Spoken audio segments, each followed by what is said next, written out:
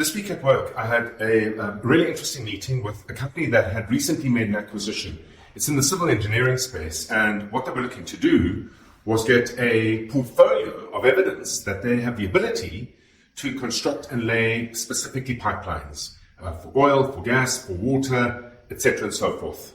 They're an established company, very well established company, but with very little portfolio evidence of that kind of work. In the region that they're operating in, there's some significant pipelines that are going to be laid.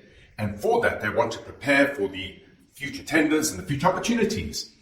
So, being a significant company, being very experienced across the world of civil engineering, construction, and so forth, they decided to make an acquisition of a slightly smaller firm that equally had expertise and experience, but almost niched in pipeline management and laying pipelines and designing and fabricating and installing pipelines. And with that, the acquisition was made, and it has been a smorgasbord of chaos. What went wrong? Well, there were a couple of things that went wrong. In the first instance, with the view to say, well, we understand the business, and for that, despite the fact that the smaller business might have some gremlins in it, we're likely able to fix it. And that mindset led to them overpaying for the business in the first instance. The second instance is that there was a complete clash of cultures.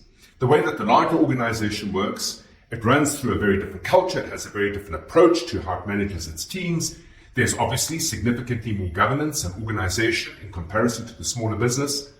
And the approach that gets taken around how you resource a job, how you ensure you are maximizing, let's call it, your investment of resources into a job is fundamentally different.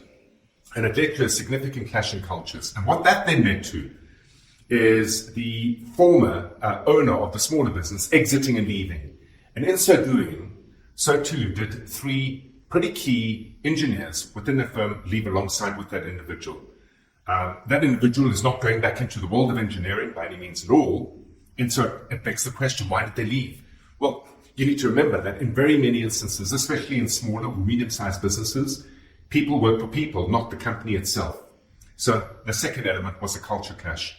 And then the third aspect is the mechanisms with which the smaller firm operated, how they found customers, marketing, how they engaged them by responding to tenders in the selling process, how they fulfilled their obligations, how they laid out their projects, how they costed their projects, and how they managed relationships afterwards were very different to, let's call it, the method and manner and processes and procedure and approach of the larger firm.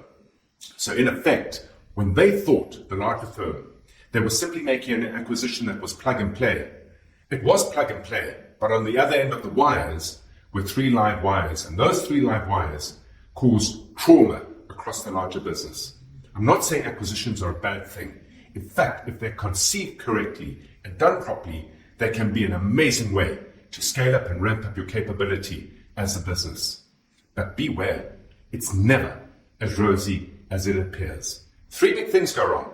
You're going to pay too much, there's going to be a clash of culture, and the systems and processes don't allow for a simple plug and play.